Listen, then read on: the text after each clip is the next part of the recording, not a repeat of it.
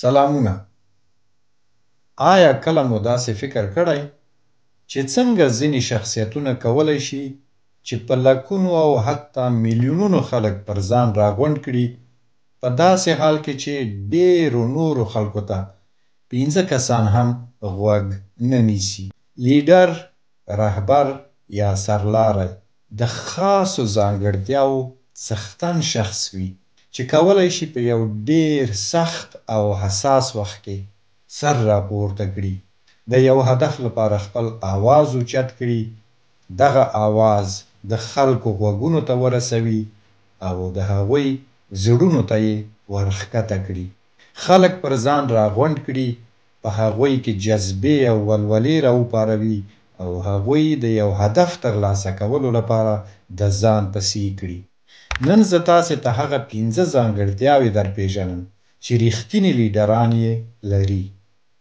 که چیرته تاسې هم د لیډر کېدلو هیله ولرئ، حتی که کافي جرأت هم نه لرئ، په خپل ځان کې دغو ځانګړتیاوو ته په ودې ورکولو سره کولی شئ تر ډېره حده خپلې دې هیلې ته ورسېږئ. د رهبریت ځانګړتیاوو تر بیانولو وروسته به یو څو لنډې خبرې زموږ د ننني عصر د یو افسانوي ځوان لیډر منظور پښتین او خصوصاً د هغه د رهبرۍ د فوق العاده وړتیاو په باب هم ولرو. که چیرته داسې او نورو په زړه پورې موضوعګانو باندې پوهېدلو او پراکتیک کولو سره مینه لرئ او غواړئ چې پرله پسې ډول نوې ډېرې ګټورې او د ضرورت وړ ویډیوګانې ترلاسه کړئ، نو مهرباني وکړئ چینل سبسکرایب کړئ، لایک او کمنټ مو مه سپموئ. لیډر یا رهبر څوک دی؟ لیډر یا رهبر اوسېدل تر ډېره حده یوه فطري وړتیا ده. موږ نشو کولی د یو حکم او فرمان په ورکولو سره یو څوک لیډر جوړ کړو. البته په حکم او فرمان باندې یو څوک مدیر، رئیس او وزیر کېدلی شي، خو رهبر کېدلی نشي. رهبر جوړېدل کوم مقام، دنده او وظیفه نه ده. دا یو استعداد دی او دا د یو خاص ډول فکرونو او احساساتو د لرلو طریقه ده.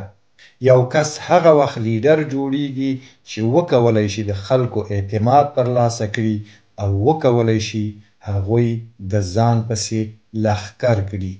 یو واقعي لیډر په قاطعیت سره مسؤلیت په غاړه اخلي. هغه زړورې پریکړې کوي او دې کار څخه ویره نه لري. هغه خلک په جوش او ولولو راوستلی او پر مطلوبه لار رهنمایي کولی شي. د رهبروالي استعداد په فطرتي ډول او په ډېرو کمو خلکو کې وي، خو د ارواپوهنې علم ادعا کوي چې که څوک له دغه فطرته محروم هم وي، کولی شي په ځان کې د رهبروالي ځانګړتیاو ته په ودې ورکولو سره پر یو مناسب مشر او لیډر تبدیل شي. او وړاندې موږ په همدې باب غږیږو. راسره اوسئ. د لیډر یا رهبر 15 ځانګړتیاوې. اول، رهبر ځان کنټرولوي. که یو څوک خپل احساسات او عواطف کنټرول کولی نشي، نو هغه خلک هم نشي اداره کولی. د ځان کنټرول څنګه زده کړو؟ په شعوري ډول د خپلو احساساتو پیژندلو پراکتیک کول ترسره کړئ. خپل احساسات مطالعه کړئ. وګورئ چې هغوی واقعي دي او که د ناسمو فکرونو پایله ده. خپل فکرونه په ذهني آرامتیا سره تجزیه کړئ. کله چې تاسې د هغوی په ناسموالي خبر شئ، نو ستاسې احساسات په اتومات ډول بدلیږي او مثبت خواته ځئ او تاسې په ځان کې د زیات پوهاوي او طاقت احساس کوئ. خپلو ستونزو ته مه وارخطا کیږئ، بلکې په سړه سینه د هغوی حل کول زده کړئ. دوهم، لیډر یا رهبر مسؤلیت پر غاړه اخلي. رښتینی رهبر دې پسې نه ګرځي چې څوک ملامت دی او ولې داسې وشول، بلکې له ځانه داسې پوښتنه کوي چې اوس څه کولی شم چې ویې کړم او وړاندې لاړ شم. څنګه دا کار زده کړو؟ شکایت کول پرېږدئ، د ستونزو حل ولټوئ.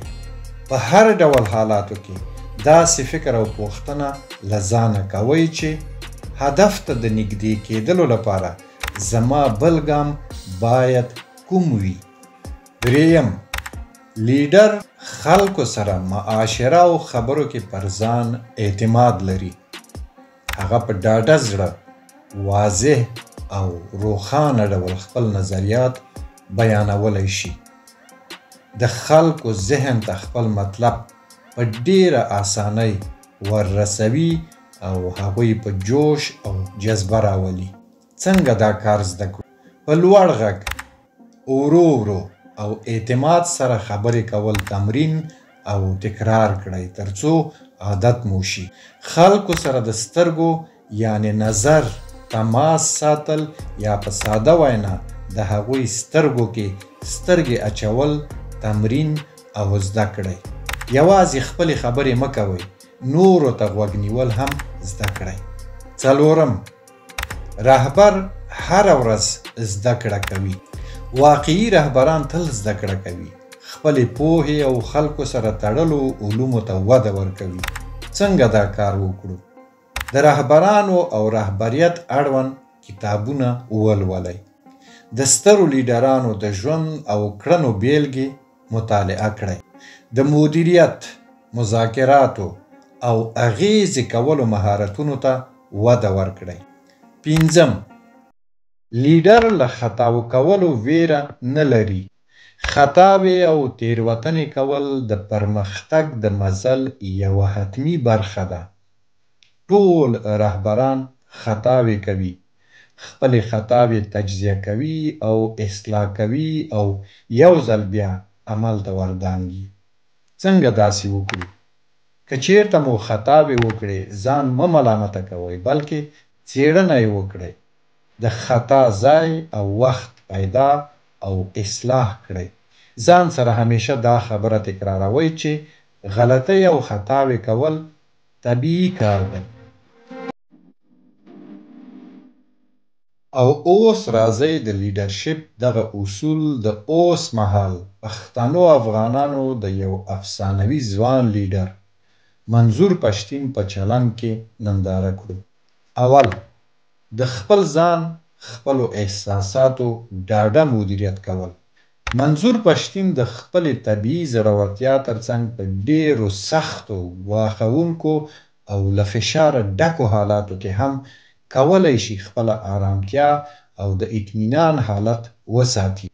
یوه بیلګه یې د پی ټي ایم په تاریخ کې د تر ټولو سترې غمیزې یعنی د ګیلمن ټپي کېدلو او د شهادت په سخت او له فشارونو ډکو اوږدو شیبو کې د خپلو احساساتو بریالی مدیریت و چې پایله کې د پښتنو عامه ذهنیت په ښه ډول کنټرول او پلرني کلي ته د شهید ګیلمن د جسد د لیږدولو او خاورو ته سپارلو لپاره یو بېساری انقلابي پلان جوړ او عملي کړ. دویم، د مسؤلیت منل. پښتین په پوره اخلاص، صداقت او راستۍ سره د خپلو خلکو د حقوقو د ترلاسه کولو او ساتلو مسؤلیت په غاړه اخیستی او ورته وفادار پاتې شوی دی. هغه خپل دغه مسؤلیت د پرله پسې غږ اوچتولو، سوله ییزو مظاهرو او پرلتونو په مرسته ټول قوم او نړیوالو ته رسولی او د هغوی پام یې د پښتنو ستونزو ته را اړولی دی. دریم، ډاډه معاشره او وینا. د منظور پښتین یو تر ټولو عالی خصوصیت د خبرو او ویناګانو پر مهال د هغه آرام، مطمئن او په عین وخت کې اغیزناک غږ او د خبرو طرز دی. هغه خپل نظریات په ساده خو ډیر روښانه او واضح ډول نه یوازې د اوریدونکو غوږونو بلکې زړونو ته وررسوي او په هغوی کې ولولې او جذبې راویښوي. د رهبرۍ د دې ټولو ځانګړتیاوو ترڅنګ د منظور پښتین په کارنامو کې یوه شهکار کارنامه هم شته چې که معجزه نه وي نو تر معجزې کمه هم نه ده. او دغه عظیمه کارنامه د 2024 کال د اکتوبر 11 نیټې د خیبر جرګه یا د پښتنو د قومي عدالت جرګې جوړول دي. پښتین دا جرګه په داسې حالت کې جوړه کړه چې د پاکستان ټولې پوځي او ملکي ادارې مزاحمت ته لستوڼي را بډ وهلي وو او حتی د ګولیو په اورولو یې هم صرفه ونه کړه.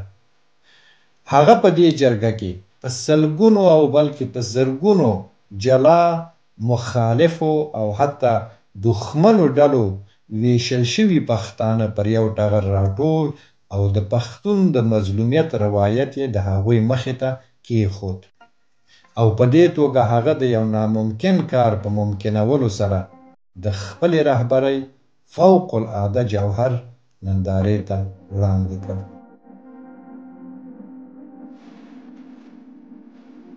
او په پای کې د موضوع نچوړ یو ځل بیا، که غواړئ چې لیډر جوړ شئ نو د ځان یعنی خپلو احساساتو مدیریت کول زده کړئ. مسؤلیت ته غاړه ورکړئ. په ډاډ او اعتماد معاشره او خبرې وکړئ. هره ورځ زده کړه کوئ او له تېروتنو کولو مه ډارېږئ. الله مو مل شه.